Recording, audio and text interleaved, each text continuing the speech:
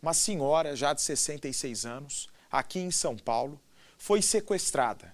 Ela é mãe de um empresário que ganhou 111 milhões de reais na Mega Sena há 2 anos.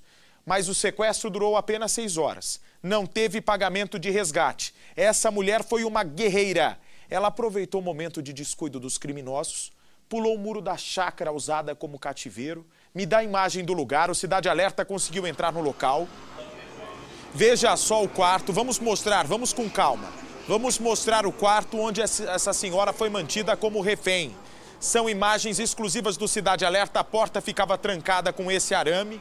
Só que os criminosos bobearam. E graças a Deus e a sorte, a astúcia dessa mulher de quase 70 anos, ela conseguiu fugir das garras dos sequestradores e pôde voltar para os braços da família 6 horas depois. Só Deus sabe como terminaria esse sequestro. Põe no ar a reportagem do Cidade. Uma chácara alugada na zona rural da cidade de Limeira. Os clientes disseram ao proprietário que organizariam uma festa. Na verdade, o local foi escolhido para ser um cativeiro. A vítima escolhida pelos criminosos é uma mulher de 66 anos, mãe de um dos homens mais ricos da cidade de Santa Bárbara do Oeste. Um empresário que em 2014 foi sorteado na Mega Sena, recebendo um dos maiores prêmios já pagos pela Loteria Brasileira, 111 milhões de reais. Ela foi sequestrada dentro de casa, nas primeiras horas da manhã. Essa abordagem foi feita na casa por 2 pessoas supostamente armadas com metralhadoras que renderam e a levaram de dentro da residência. Enquanto a mulher estava nas mãos dos criminosos, a família recebeu uma ligação. Não chegou a haver pedido de resgate. A única ligação que houve para a família foi para pedir informações do telefone do filho, que foi a pessoa que em outrora ganhou um prêmio da Mega Sena. Começaram as buscas pela vítima. Informações davam conta que o cativeiro poderia ser em uma chácara no bairro do Porto, na cidade vizinha de Limeira. A Polícia Civil encontrou o local, mas a mulher não estava mais lá. No tempo em que esteve sequestrada, a vítima ficou dentro desse cômodo na chácara. Aqui, inclusive, ela fez uma refeição, de acordo com a polícia, sempre acompanhada por um dos criminosos, o responsável por manter o cativeiro. Mas a maior parte do tempo em que ficou sob a mira desses criminosos, a mulher de 66 anos esteve nesse quarto. Aqui há uma cama que estava separada para ela e apenas uma garrafa d'água e um copo plástico, inclusive o copo ainda cheio. Como a porta desse quarto não possui nenhuma fechadura com tranca, eles improvisaram uma maneira dela ficar o tempo todo fechada. Um arame que passava por esse prego. A vítima, antes de entrar no quarto, percebeu esse improviso e quando ouviu que a movimentação pela casa já estava menor, que os passos não estavam tão próximos do quarto, ela tentou abrir a fechadura e percebeu que eles haviam deixado o arame fora do prego. Foi nessa hora que a vítima percebeu a grande oportunidade que tinha para fugir do cativeiro. Foi aí quando nós começamos a ver os muros, para ver se a gente descobriu alguma coisa. E nós descobrimos na lateral uma cadeira que foi usada como apoio para poder saltar o muro. Do outro lado, olhando por cima, do outro lado nós encontramos o chinelo. Aí nós concluímos que era um chinelo feminino, que era a mulher, provavelmente ela tinha fugido do cativeiro aproveitando da ausência do seu carcereiro. E ela teria fugido, sentido aquele percurso. Começamos a acompanhar os passos do caminho e começamos a fazer a varredura por chácaras. Ela estava muito assustada quando nós a encontramos e a gente até sabia que se ela estivesse escondida ia ser difícil ela atender se alguém ficasse gritando. Foi quando nós acabamos encontrando ela junto a um casal que acolheu ela, muito assustada, sentou lá numa cadeira e ela tremia muito, estava machucada porque ela saltou o muro, cerca de 3 metros, e caiu quando ela se machucou quando ela chegou do outro lado. Depois de resgatada, a mulher de 66 anos recebeu atendimento nesse hospital de Santa Bárbara do Oeste. Os objetos e eletrodomésticos da chácara foram cobertos por esse material preto. Um trabalho da perícia para tentar identificar alguma impressão digital. Algumas informações que ela nos passou foram anotadas e vão servir para que a gente consiga identificar a partir de agora, com todas as informações, com todos os dados periciais que nós colhemos no local, colheita de material para DNA, impressões digitais, vão nos ajudar a chegar à autoria desse crime. Agora, isso vale a pena refletir, não é? Quantos casos nós já não mostramos de pessoas que ganharam na Mega Sena e se deram muito mal? Por exemplo, graças a Deus, nesse caso do sequestro, essa mulher, por muita sorte, conseguiu escapar. Agora, e se não tivesse escapado? Será que vale a pena ganhar tanto dinheiro e correr tanto risco? Como o caso desse senhor. Em 2005, este homem ganhou 52 milhões de reais na Mega Sena. 52 milhões de reais na Mega Sena. Vem para mim, por favor.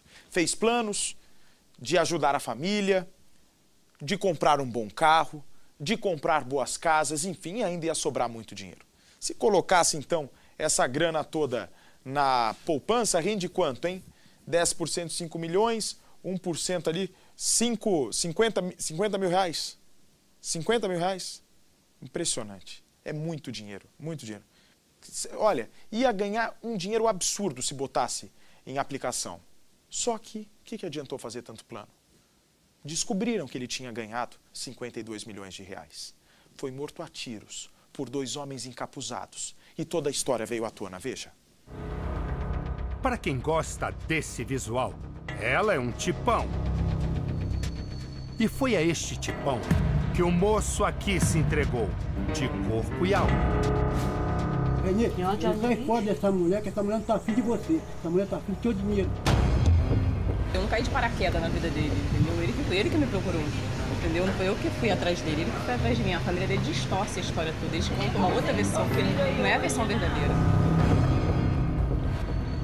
Até que um dia, o corpo do moço foi encontrado no chão do bar que os dois tanto gostavam, crivado por 4 tiros. No dia que eles mataram o Renê lá, a cara de Renê disse que tá matando um assassino muito ruim. Um assassino que existisse mais ruim da terra foi Renê. Eles a bala tudo agarrada assim na cara dele, assim. Eu vi esses dois assim.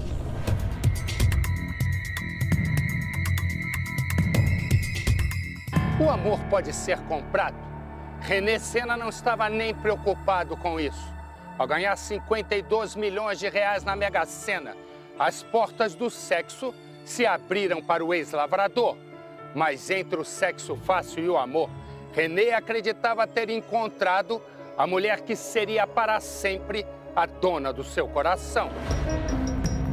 Ao ganhar a Mega Sena, o humilde lavrador Renê passou a pensar que era um predestinado. Seu sobrenome Sena sempre o levava à aposta milionária. E o prêmio maior ainda viria com o casamento com Adriana, a cabeleireira de muitos encantos. Por sinal, encantos não faltavam ao agora rico Renê. Fazenda de 9 milhões de reais, carros, apartamentos, enfim, tudo do bom e do melhor. Quanto tempo vocês namoraram até casar? Foi rápido. Foi rápido. Aí, quer dizer, 1 mês e pouco, mais ou menos. Eu me apaixonei, esse amor à primeira vista, aquela coisa que você se apaixona na hora. Mas foi criando um amor com a convivência no dia a dia, né? O homem era Deus no céu e eu na terra. Ele era louco por mim. Eu não tinha como não ficar apaixonado por ele. Tudo pra ele era eu, tudo. Valeu a pena o irmão de vocês ganhar todo esse dinheiro? Não. Não valeu. Para trazer a desgraça dele, não valeu. 2 anos depois de receber o milionário prêmio, Renê foi assassinado. Eu vi ele morto no dia lá e a cena foi triste. E a nova mulher, conquistada depois da fortuna, tornou-se a principal suspeita. Assassina! Vem, tropa, vem, apresenta. O crime assustou a pequena cidade de Rio Bonito, no estado do Rio de Janeiro, e atraiu a imprensa de todo o país.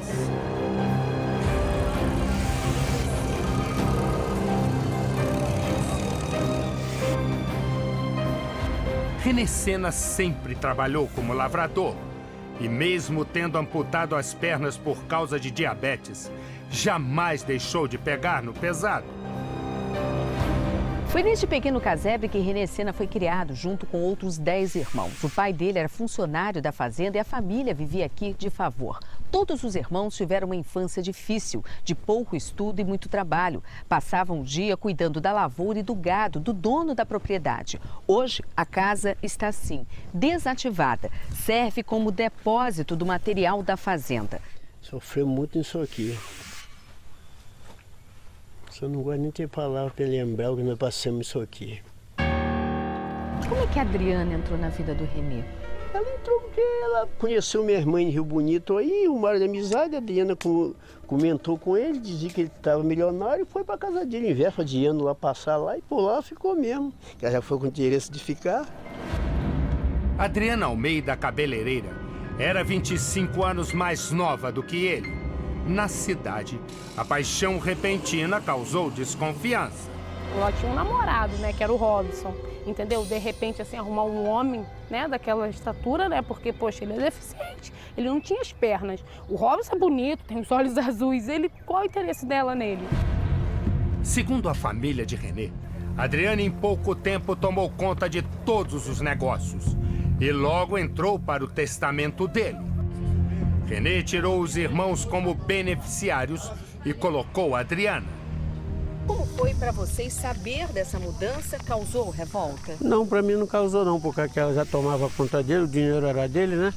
Então não causou revolta para mim, porque aquele que estava tomando conta dela e dele, então ele podia ajudar mais, que ela estava sempre dando uma orientação a ele. Mas para mim não criou revolta não. Em caso de morte, toda a fortuna de René deveria ser dividida entre Adriana e Renata, a filha única do milionário. Apesar de tanto dinheiro, René não mudou os hábitos. Morreu no bar que sempre frequentou. Lá chegou no quadriciclo de sempre. Na cidade, de onde jamais saiu. Ele bebia neste bar quando 2 homens chegaram numa moto. Seu penco viu tudo. E o que eles fizeram, seu penco? Chegou e saltou um, o outro ficou na moto e o que veio atirou no pescoço, na cabeça dele por trás. Deu pra ver quem era? É ruim. O cara estava tudo encapotado, capacete, viseira escura. Não dá pra ver nada. 3 dias antes de morrer, René Sena teve uma briga séria com a mulher Adriana Almeida. Ele descobriu que ela havia sacado R$300 mil da conta conjunta do casal para a compra de um imóvel em Arraial do Cabo, na região dos Lagos. René também estava desconfiado que a mulher o traía e ameaçou, segundo testemunhas, retirá-la do testamento. Segundo a polícia, este foi o motivo do crime. No mesmo dia, Adriana Almeida teria reunido comparsas e tramado a morte do marido, aqui mesmo, na fazenda.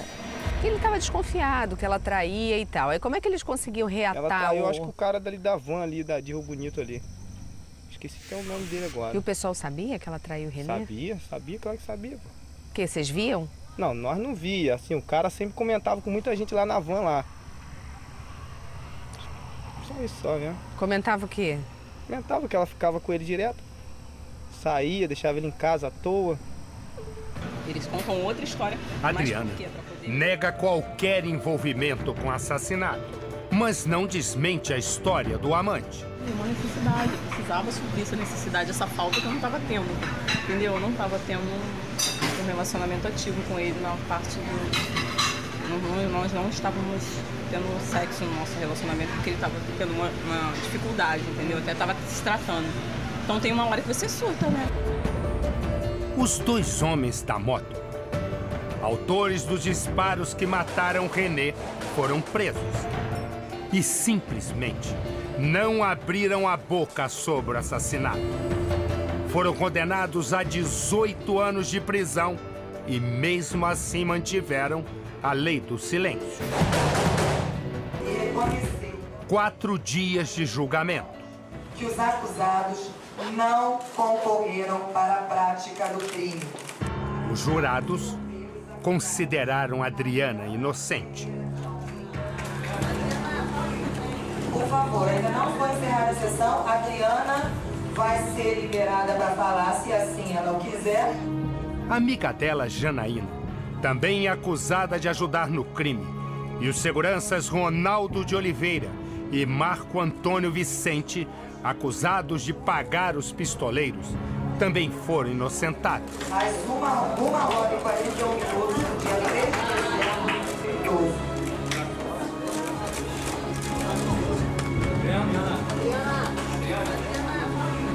Por favor.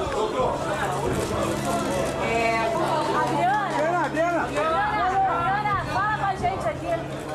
Ordem, por favor.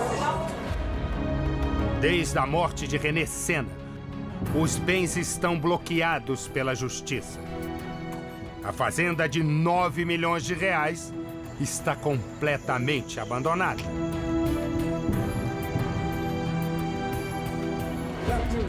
Dinheiro não é tudo. Dinheiro não é tudo. Mas não traz, a gente também não consegue viver sem ele. Mas a minha felicidade está naquele lá de cima. Aquele lá eu digo que eu sou herdeira, que ele é dono do ouro e da prata.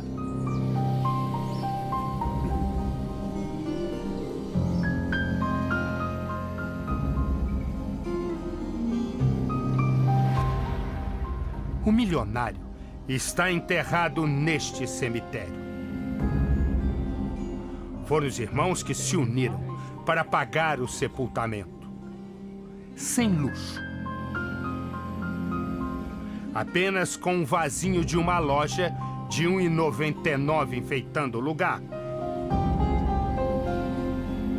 E o nome, que entraria para a história no hall dos milionários, são apenas letras rabiscadas no cimento sujo. Se dinheiro trouxesse felicidade, René estava hoje aqui, ó. Tristeza, né? Uma mulher denuncia que foi agredida pelo ex-marido Júnior, que já foi cônsul, inclusive, da Turquia. Patrícia, dá a imagem dela para mim, por favor. Veja como ficou essa moça. Ela teve o nariz quebrado e disse que ele chegou a ameaçá-la de morte. A justiça já deu uma medida protetiva agora. Vamos saber se isso vai resolver alguma coisa. Põe no ar. Uma semana depois da agressão, a fonoaudióloga ainda vive como se o dia 23 de março nunca tivesse passado. Com o nariz quebrado e uma lesão na coluna, ela lembra com detalhes das agressões sofridas pelo ex-marido, que é ex-cônsul da Turquia, Eduard Lira Cavalcante Júnior. A discussão, segundo ela, teria começado com a mãe do ex-cônsul, por conta da filha mais nova do casal, de 7 anos, que foi levada para a casa do pai sem que a mãe fosse avisada. Começou a me chamar de barraqueira, de louca. Você é louca, você é uma péssima mãe, você é barraqueira, a culpa é sua mesmo. Pouco tempo depois, a discussão com a ex-sogra foi interrompida pelas agressões. Eu vou pegar minha filha e vou chamar a polícia. Quem chama a polícia, eu lhe mato. Ele chegou a dizer isso. Não sei se... Eu acho que ele surtou, gente. A fonoaudióloga lembra dos gritos dos filhos, pedindo para que o pai parasse com as agressões. Levada pelos próprios filhos até a rua, Patrícia foi socorrida pelo irmão, em um táxi, para o Hospital da Restauração, onde recebeu os primeiros socorros. Lembranças que, para ela, são um pesadelo. Ela recebeu da justiça a medida protetiva que impede que o ex-cônsul se aproxime dela ou da família. Olha, me chegou agora a informação, inclusive, que ele acaba de ser preso em Pernambuco. Os nossos repórteres já estão indo para o local onde aconteceu a prisão e assim que a gente vê a imagem eu mostro para você em todo o Brasil. Ex-presidiário, ele executado quando estava no trabalho, quando estava chegando ao trabalho em Belo Horizonte. Dá a imagem dele para mim, por favor. Douglas tinha sido preso por tráfico de drogas e atualmente trabalhava. Põe no ar os detalhes dessa execução. O crime foi no bairro Jardim Montanhês, região noroeste da capital. A vítima é Douglas Oliveira de Abreu, que já tinha passagens por tráfico de drogas e porte ilegal de arma. Segundo testemunhas, a vítima chegou por volta de 7h30 da manhã. Estacionou o carro aqui e, como fazia há cerca de um mês, ia trabalhar aqui neste lava-jato, que funciona no imóvel de Portão Preto. Só que como ele fazia todos os dias, ele descia a rua Firmino Costa para poder ir até uma oficina mecânica que fica lá embaixo na esquina para pegar a chave do imóvel. Mas neste trajeto, exatamente em frente à casa de Muro Amarelo, ele foi surpreendido pelos executores, que chegaram atirando. Esta moradora viu quando os suspeitos chegaram. Viu os dois rapazes passando, desceram do carro e começaram a atirar o outro rapaz que estava lá na rua, todos os dois encapuzados. Tinha um terceiro dentro do carro. Estava esperando por eles. Os peritos da Polícia Civil encontraram na cena do crime 15 estojos deflagrados e um cartucho intacto de pistola calibre 9mm. A vítima foi morta com 16 tiros, o que caracteriza a execução. Os suspeitos estavam em um carro prata e, após o homicídio, fugiram em direção à Avenida Pedro II. Ainda não há pistas dos executores. Bom, a nossa repórter Akimi Duarte, em Belo Horizonte, está em contato com a polícia e pode nos trazer novas informações. Não sei se a polícia conseguiu finalmente, Akimi. Exato, se a polícia conseguiu esclarecer esse mistério. Boa noite. Boa noite, Bate. Boa noite a todos. Olha, realmente permanece o mistério, porque está tudo ainda muito recente, né? A polícia informou que as investigações estão muito no início, as testemunhas ainda estão prestando depoimento, a perícia trabalhou no local. Também quer saber se há imagens de câmeras de segurança na rua que podem ajudar, que possam ajudar na identificação dos suspeitos. Por enquanto, a polícia ainda não conseguiu a identificação de nenhum dos suspeitos, nem dizer quantas pessoas participaram desse crime, Bate. Mas como tudo ainda é muito recente, é uma questão de tempo até que tudo seja esclarecido. Tá falado, Akimi. Qualquer nova informação, por favor, você tem prioridade aqui no nosso Cidade Alerta.